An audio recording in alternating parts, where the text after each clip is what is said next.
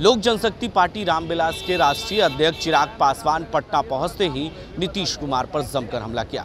जातीय जनगणना को लेकर हो या नीतीश कुमार ने आज जिस तरीके से अल्पसंख्यक समाज को एकजुट करने में लगे हुए थे और इसको लेकर बैठक भी बुलाई थी, उस पर भी उन्होंने निशाना साधा और सीधे शब्दों में कहा कि 2024 में नीतीश कुमार का खाता भी नहीं खुलेगा, क्योंकि जो है विधानसभा के चुनाव में 2020 में नीतीश कुमार तीसरे नंबर की पार्टी बनी थी। वहीं गोपाल मंडल के सवाल पर जिस तरीके से जदयू के विधायक गोपाल मंडल ने पत्रकारों पर गाली गलौज किया था, उसको लेकर भी चिराग पासवान ने निशाना साधा और कहा कि चौथा स्तंभ पर इस तरह के अभद्र गाली देकर टिप्पणियां करना कहीं से उचित नहीं है। चौथा स्तंभ जो है, कहीं चौथे स्तंभ पर इस तरह के सवाल खड़े करना और गाली देना कहीं से सही नहीं है।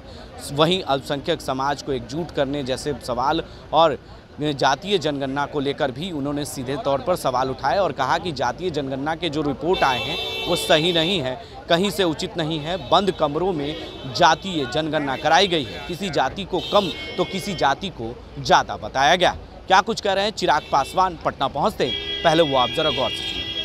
देखिए, पार्टियां और नेता सिर्फ और सिर्फ जनता बनाती है।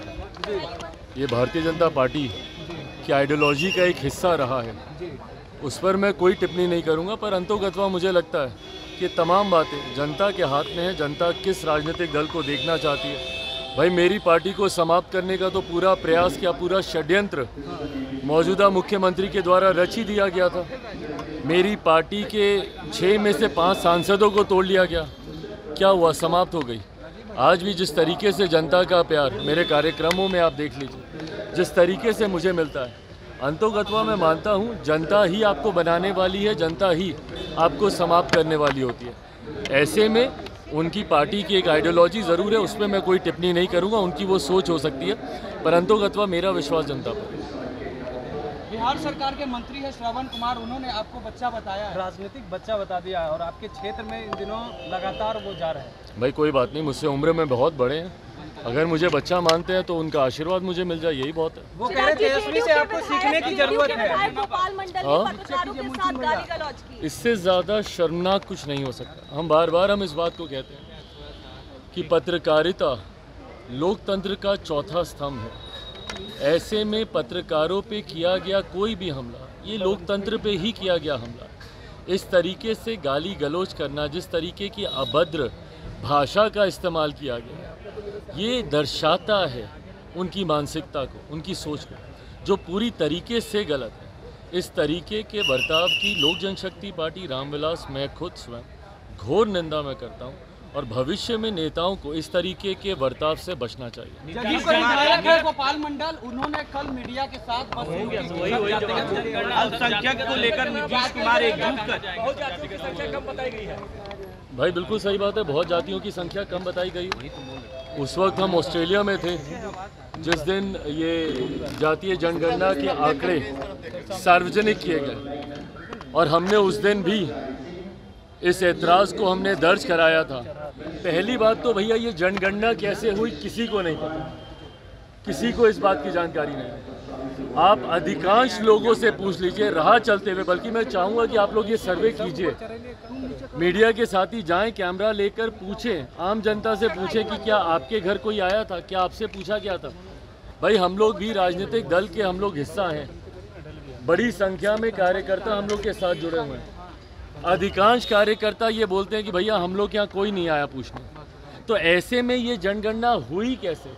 जिस वक्त इस जनगणना के प्रोसेस को तैयार किया जा रहा था, उस वक्त भी हमने कहा था कि एक सर्वदलीय बैठक बुलाइए, नहीं तो इसका भी हाल शराबबंदी जैसा होगा। और उस सर्वदलीय बैठक में हर पार्टी का राय मशवरा लिया जाना चाहिए कि इस जनगणना को कैसे किया जाए ताकि सही आंकड़े सरकार के पास आए। और उसके बाद आज जिस तरीके के आंकड़े सामने आए हैं, ये पूरी तरीके से दर्शाते हैं कि भैया एक जाति विशेष को आप लाभ पहुंचाना चाह रहे हैं।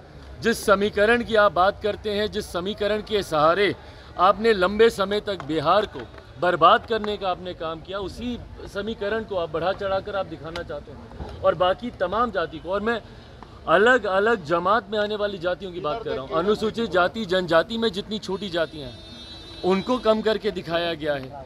पिछड़ा वर्ग में जितनी छोटी जातियां हैं उनको कम करके दिखाया गया है। और सबसे बड़ी बात भैया कि विश्वास ही इस सरकार पे कैसे हो जब इस प्रोसेस को ही आपने सार्वजनिक नहीं किया। पारदर्शिता जिस प्रोसेस में बढ़ती ही नहीं गई, तो ऐसे में भैया बंद कमरे में बैठ के आपको जो आंकड़े दिखाने आप बता दीजिए, उसमें कोई आपको क्या बोलेगा।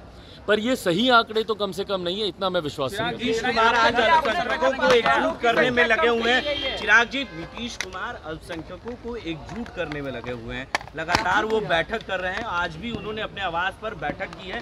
क्या लगता है मुसलमानों के वोटों पर उनका कब्जा नहीं है?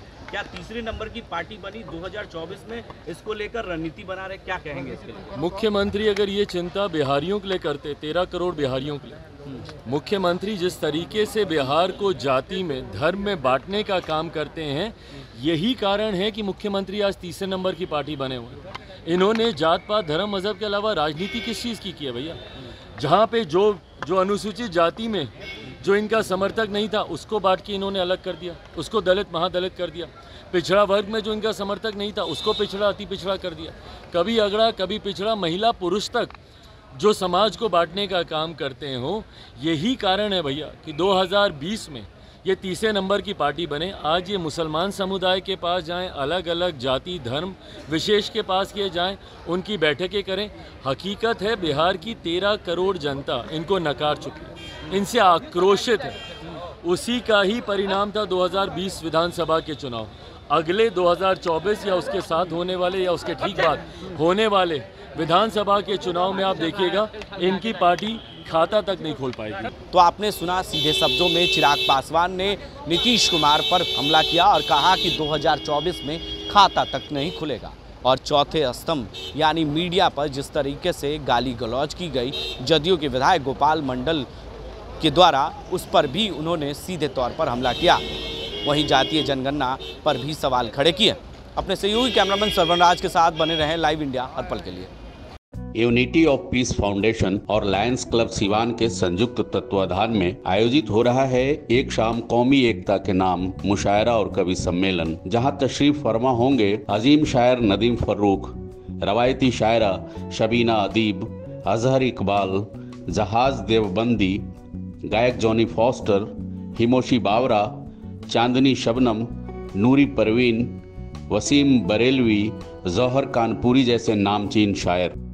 आलमी शायरों की मौजूदगी में मनाए जा रहे अदब के इस जश्न में शरीक होकर गंगा जमनी तहजीब को बुलंदी अता फरमाएं। स्थान एकता इंडोर स्टेडियम सिवान। तारीख 7 अक्टूबर 2023।